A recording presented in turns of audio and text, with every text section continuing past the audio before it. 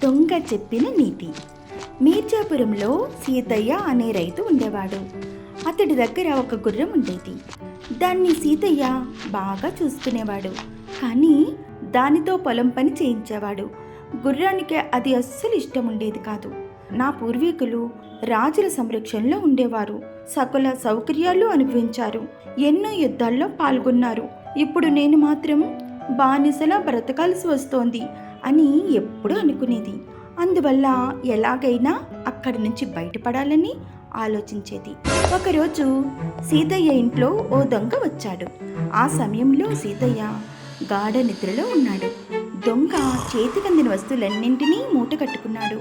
జరుగుతున్నదంతా గుర్రం చూస్తూ ఉంది. కానీ యజమానిని మాత్రం లేపలేదు. తన పని తను ముగించుకొని వెళ్ళిపోతున్న దొంగతో, అయ్యా, అదే చేత్తో నా కట్లు విప్పుతీయండి అని బ్రతిమాలింది గుర్రం. దానికి దొంగ, నీ కట్లు విప్పితే నాకేంటి లాభం అన్నాడు. అప్పుడు గుర్రం ఏమీ ఆలోచించకుండా, కావాలంటే నన్ను కూడా నీ వెంట తీసుకెళ్ళు, జీవితాంతం నీకు సేవ చేస్తూ పడి ఉంటాను అని ప్రాధేయపడింది. దాని మాటలు విన్న దొంగ ఒక్క క్షణం ఆలోచించి చిన్నగా నవ్వాడు. నేను దొంగను, నీకు ఆ విషయం ఇప్పటికే అర్థమై ఉండాలి. నేను దొంగతనం చేస్తున్నానని తెలిసి కూడా నువ్వు నీ యజమానిని నిద్రలేపలేదు అంటే నిన్ను పోషిస్తున్న యజమాని పట్ల నీకు కృతజ్ఞత లేదు. నీలాంటి దాన్ని వెంట ఉంచుకోవటం ఎప్పటికైనా ప్రమాదమే అని అక్కడి నుంచి వెళ్ళిపోయాడు. దొంగకు ఉన్న నీతి కూడా తనకి లేకపోయిందే అని విచారిస్తూ గుర్రం మౌనంగా ఉండిపోయింది. ఆ తర్వాత నుంచి అది యజమాని చెప్పిన పనిని చేస్తూ కృతజ్ఞతతో మెలకసాగింది. సీతాపురం అనే గ్రామంలో రాము, సోము అనే అన్నదమ్ములు ఇద్దరు ఉండేవాళ్ళు. వాళ్ళ తండ్రి చనిపోతూ మీరిద్దరు పొలాల్ని, ఇండ్లను సమానంగా పంచుకోండి అని చెప్పి చనిపోయాడు. రాముకు కొంచెం కుళ్ళు, ఆశపోతుతనం ఎక్కువ. సోము అమాయకుడు. ఎలాగైనా సోముని మోసం చేయాలనుకున్నాడు రాము. అందుకని పంపకాల సమయంలో సోముకి సౌడు నేల ఇచ్చి రాము మాత్రం ఎర్ర నేలను తీసుకున్నాడు. సోము ఆ చౌడు నేలనే దుక్కి చేద్దామనుకొని పని ప్రారంభించగానే పొలంలో ఒక చోట నాగలి విరిగిపోయింది. ఏమిటా అని త్రవ్వి చూస్తే అక్కడ తాతల నాటి లంక బిందెలు దొరికాయి. రాముకు ఆ విషయం తెలిసి వాటిలో తనకు వాటా కావాలని పోరు పెట్టాడు. అమాయకుడైన సోము, దానిదేముందన్నా, ఈ సంపద నీది మాత్రం కాదా అని వాటిలో సగం పంచి ఇచ్చాడు. అయినా రాముకి ఆశ చావలేదు. తమ్ముడు పొలంలో బోరు వేసి పంట వేయగానే ఆ బోరు ప్రక్కనే తన ఇంకొక బోరు వేయటం మొదలుపెట్టాడు.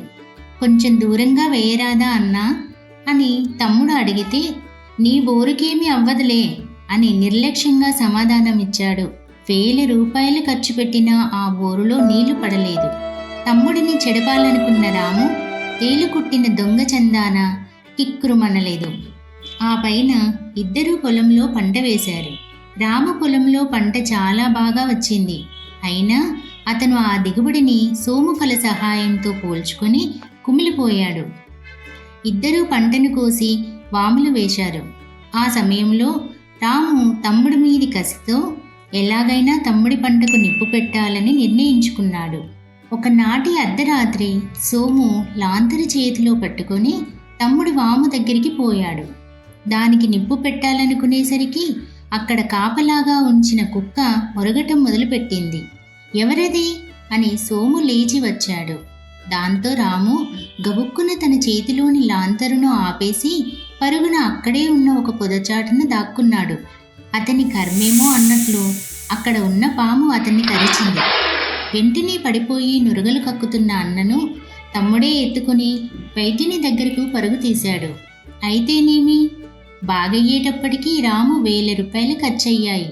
అయినా రాముకు తమ్ముడి మీద అసూయ తగ్గలేదు. తనకు అడ్డుగా నిలిచిన కుక్కను ఎలాగైనా చంపాలనుకున్నాడు వాడు. ఒకరోజు ఉదయం సోము కట్టెల కోసం అడవికి పోయినప్పుడు రాము అన్నంలోకి పురుగుల మందు కలిపి కుక్క ముందు ఉంచి వెళ్ళిపోయాడు. ఆ వాసనను గ్రహించిన కుక్క దాన్ని తినక దాన్ని తన్ని క్రింద పడేసింది. రాముకు కోళ్ళు చాలా ఉన్నాయి.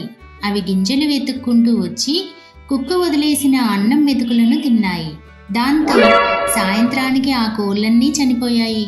కుక్క చనిపోయి ఉంటుంది అని సంతోషపడ్డ రాముకు తన కోళ్ళన్నీ చనిపోయాయన్న వార్త తెలిసి గుండె ఆగినంత పనైంది. ఎవరు తీసిన గోతిలో వాళ్లే పడతారు, ఇతరుల చెడును ఆశించకూడదు అని ఆలస్యంగానైనా సరే తెలుసుకున్నాడు రాము. తమ్ముడి దగ్గరికి వెళ్ళి తన తప్పులన్నీ ఒప్పుకొని క్షమాపణ కోరాడు. అవేమీ మనసులో పెట్టుకోకన్నా మనమిద్దరం ఒకటే అనుకో, తన మంచినే పంచాడు. తమ్మని వ్యక్తిత్వంలో గొప్పదనాన్ని గుర్తించిన రాము ఆనాటి నుండి సోము బాటలోనే నడిచాడు. నువ్వు ఒకటి తలిస్తే దైవం ఒకటి తలుస్తాడు అంటే ఇదే కాబోలు. నువ్వు ఒకరికి మంచి చేయడం వల్ల ఆ మంచి ఏదో ఒకరోజు నిన్ను కాపాడుతుందని మరవకు. 3 వరాలు. అనగనగా ఒక ఊరిలో రాజయ్య అనే ఒక రైతు ఉండేవాడు. ఒకసారి వాళ్ళింటికి ఒక సాధువు వచ్చాడు. రాజయ్య ఆ సాధువుకు సకల మర్యాదలు చేశాడు. దానికి సాధువు చాలా సంతోషించాడు. అప్పుడు ఆ సాధువు రాజయ్యతో, భక్త, నీకు నేను 3 వరాలు ఇస్తాను, కోరుకో అని అన్నాడు. అప్పుడు రాజయ్య మంచి మంచి వరాలు కోరుకోవాలని తెగ ఆలోచించాడు. కానీ అప్పటికేమీ తోచలేదు. దాంతో ఆ సాధువు, సరే బాగా ఆలోచించుకో, కానీ నువ్వు మాట్లాడే మొదటి 3 వాక్యాలే నీకు నెరవేరుతాయి అని అన్నాడు. రాజయ్య ఆ తరువాత ఇంటి ముందున్న చెట్టు కింద అరుగు పైన కూర్చొని ఏం వరాలు కోరుకోవాలబ్బా అంటూ బుర్ర బద్దలు కొట్టుకోసాగాడు. ఇంతలో చెట్టుపైనున్న ఒక కాకి వాడి తల మీద రెట్ట వేసింది. వెంటనే రాజయ్య కోపం వచ్చి, చీపాడు, ఈ కాకి చేస్తే బాగుండు అని అన్నాడు. అంతే, వెంటనే పైన ఉన్న కాకి కింద పడి గిలాగిలా కొట్టుకొని చచ్చిపోయింది. ఒక వరం పోయినందుకు బాధపడి మిగిలిన 2 వరాలు అయినా కూడా మంచి కోరుకోవాలి అని ఆలోచించడం మొదలుపెట్టాడు. అంతలో లోపల నుండి రాజయ్య భార్య, ఏమయ్యో అన్నం తిందుగానిలే, రా రా అని అరవసాగింది. అప్పుడు రాజయ్య, వరాల గురించి నేను ఆలోచిస్తుంటే మధ్యలో దీని గోలైంది అని అనుకొని రాజయ్య భార్యతో, నేను రాన్, ఏడ్నే ఉంటా అని పెద్దగా అన్నాడు. అంతే, 2వ వరం కూడా నెరవేరి అరుక్కు అలాగే అతుక్కుపోయాడు. పాపం రాజయ్య ఎంత లాక్కున్నా ఎంత పీక్కున్నా అరుగు మీద నుంచి కొంచెం కూడా కదలలేకపోయాడు. ఇక గతి లేక అరుగు మీద నుంచి బయటపడాలా అని అన్నాడు. అంతే, 3వ వరం కూడా అయిపోయింది. 3 వరాలు వృధాగా పోగొట్టుకున్నందుకు రాజయ్య చాలా బాధపడ్డాడు. తప్పు తెలుసుకున్న కోడిపుంజు. అనగనగా ఒక ఊరిలో ఒక రైతు ఉండేవాడు. ఆ రైతు దగ్గర ఒక కోడిపుంజు, ఒక కుక్క ఉండేవి. కుక్క ఇంటికి కాపలా కాయడమే కాక కోడిపుంజును ఎప్పుడూ కనిపెట్టుకుంటూ ఉండేది. కోడిపుంజు బాగా నిగనిగలాడుతూ చూడముచ్చటగా ఉండేది. అదే ఊరిలో ఒక దొంగ పిల్లి కూడా ఉండేది. అది చాలా టక్కరిది. దాని కన్ను ఒకరోజు కోడిపుంజు మీద పడింది. అప్పుడు పిల్లి, ఆహా, ఎంత లావుగా కొవ్వు బట్టి ఉంది ఈ కోడిపుంజు, ఎలాగైనా సరే దీన్ని రుచి చూడాల్సిందే అని అనుకుంది. కానీ ఆ కుక్కను చూడగానే పిల్లికి ప్రాణభయంతో ఒళ్ళు చల్లబడిపోయేది. ఒకసారి కోడిపుంజు ఒంటరిగా గింజలు తింటూ ఉంది. అప్పుడు పిల్లి అక్కడికి వచ్చి కోడిపుంజుతో, ఏం మామా, ఎలా ఉన్నావు? నీలాంటి అందగాడిని ఈ చుట్టుపక్కల ఊళ్ళల్లో ఎక్కడా చూడలేదనుకో, కానీ కొంచెం చిక్కిపోయినట్టున్నావేంటి? నీ యజమాని నీకు తిండి పెడుతున్నాడా లేదా అని అంది. అప్పుడు కోడిపుంజు, అదేం లేదు, బాగానే పెడుతున్నాడు అని అంది. దానికి పిల్లి, ఏమోలే మామా, నాకెందుకు, ఊర్లో అందరూ అనుకుంటూ ఉంటే అన్నాన్లే. అవును, మీ యజమాని ఆ కుక్కను చూసుకున్నంత బాగా నిన్ను చూసుకోడంట కదా, నిజమేనా అని అంది. ఆ మాటలతో కోడిపుంజు చిన్నగా ఆలోచనలో పడింది. అది గమనించిన పిల్లి, పుంజుమామ, నువ్వు ఎవరితోనూ కలవకపోవడంతో నీకు చాలా విషయాలు తెలియడం లేదు. నీకు మేము అన్నీ చెబుతామనే ఆ దొంగ కుక్క మా అందరినీ తరుముతూ ఉంది. కావాలంటే నా వెంట ఒకసారి రా, అందరితో మాట్లాడదువు గాని అని అంది. కోడిపుంజుకు పిల్లి మాటలు నిజమేనేమో అని అనిపించాయి. వెంటనే కోడిపుంజు, సరే పద, ఎవరెవరు ఏమేమనుకుంటున్నారో విందాం అని అంది.